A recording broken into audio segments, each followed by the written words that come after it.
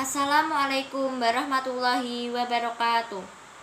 Saya Seiko Ma'adoma, nomor absen 29 dari kelas 11 MIPA 1 akan menjelaskan materi tentang jaringan pada tumbuhan dan organ pada tumbuhan. Mari simak penjelasan berikut. Jaringan pada tumbuhan. Tumbuhan merupakan organisme multiseluler yang terdiri atas banyak sel. Sel-sel tumbuhan yang memiliki bentuk susunan dan fungsi yang sama akan membentuk suatu jaringan tertentu. Beberapa jenis jaringan yang berbeda akan membentuk suatu organ, misalnya akar, batang, daun, bunga, buah, dan biji. Berdasarkan aktivitas pembelahan sel, jaringan tumbuhan dapat dibedakan menjadi dua, yaitu jaringan meristem dan jaringan permanen. Jaringan meristem adalah jaringan yang masih aktif melakukan pembelahan sel, sedangkan jaringan permanen adalah jaringan yang sudah berdiferensiasi, sifatnya non-meristematik atau tidak aktif membelah, tidak tumbuh, dan tidak berkembang. Jenis-jenis jaringan meristem. Berdasarkan asal terbentuknya, jaringan meristem dapat dibedakan menjadi dua, yaitu meristem primer dan meristem sekunder. Meristem primer menyebabkan pertumbuhan primer, yaitu pertumbuhan vertikal, perpanjangan batang, dan akar. Meristem sekunder menyebabkan pertumbuhan sekunder, sehingga batang bertambah menjadi besar. Berdasarkan letak atau posisinya dapat dibedakan menjadi tiga, yaitu meristem apikal, meristem interkalar, dan meristem lateral. Jenis-jenis jaringan permanen. Berdasarkan fungsinya, jaringan ini dibedakan menjadi 5, yaitu jaringan epidermis, jaringan parenkim, jaringan penyokong, jaringan vaskuler, dan jaringan sekretori. Apa itu jaringan epidermis?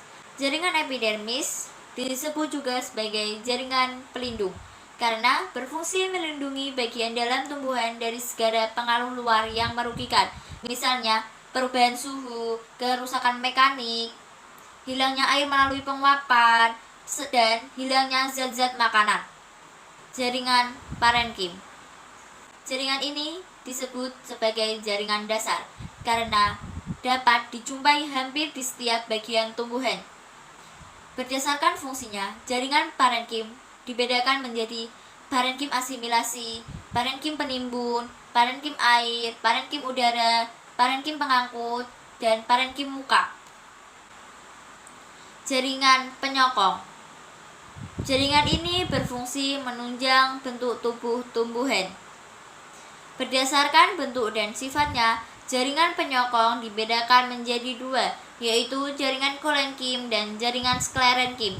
Jaringan kolenkim adalah jaringan penguat pada tumbuhan yang masih aktif melakukan pertumbuhan dan perkembangan. Sedangkan jaringan sklerenkim adalah jaringan pada organ tumbuhan yang sudah berhenti mengadakan pertumbuhan. Keempat adalah jaringan vaskuler atau jaringan pengangkut. Jaringan ini berfungsi mengangkut air, garam-garam mineral, serta zat hasil fotosintesis. Jaringan vaskuler pada tumbuhan berupa xilem dan floem. Xilem berfungsi mengangkut air dan garam-garam mineral dari akar menuju ke daun. Sedangkan floem berfungsi mengangkut dan mendistribusikan zat makanan hasil fotosintesis dari daun menuju ke bagian tumbuhan. Yang kelima adalah jaringan sekretori. Jaringan sekretori yaitu sekumpulan sel yang berfungsi untuk menghasilkan suatu zat. Pada tumbuhan terdapat beberapa macam jaringan sekretori, di antaranya sel resin pada tumbuhan pinus, saluran getah pada tumbuhan karet, sel lendir, sel penyama, dan sel mirosin. Selanjutnya, saya akan menjelaskan materi tentang organ pada tumbuhan. Apa itu organ? Mari simak penjelasan berikut. Organ merupakan kumpulan dari beberapa jaringan yang memiliki tujuan atau peranan tertentu. Organ terdiri dari akar, batang, daun, bunga, buah, dan biji. Yang pertama adalah akar. Akar secara umum terdiri atas tudung akar, epidermis, korteks, endodermis, dan stele. Yang kedua adalah batang. Batang terdiri dari epidermis, korteks, dan stele. Yang ketiga adalah daun. Daun tersusun dari epidermis, mesofil, jaringan pengangkut, jaringan penguat, dan jaringan sekretori. Yang keempat adalah bunga. Bunga merupakan alat reproduksi seksual pada tumbuhan. Bagian-bagian dari bunga ada kelopa dan mahkota, benang sari, serta putik. Yang kelima adalah buah. Buah merupakan perkembangan lebih lanjut dari bakal buah. Buah dapat dibedakan menjadi 3, yaitu 1. Buah kering pecah. 2. Buah kering tidak pecah. 3. Buah berdaging. Yang terakhir adalah biji. Biji merupakan perkembangan lebih lanjut dari bakal biji.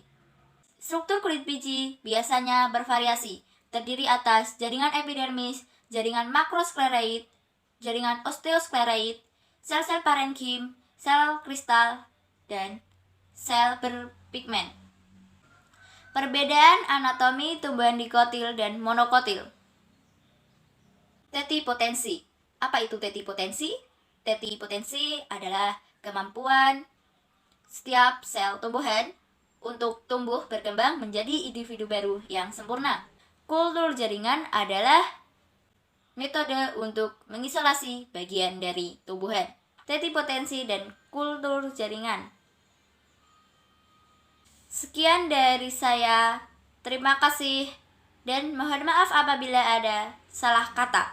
Wassalamualaikum warahmatullahi wabarakatuh.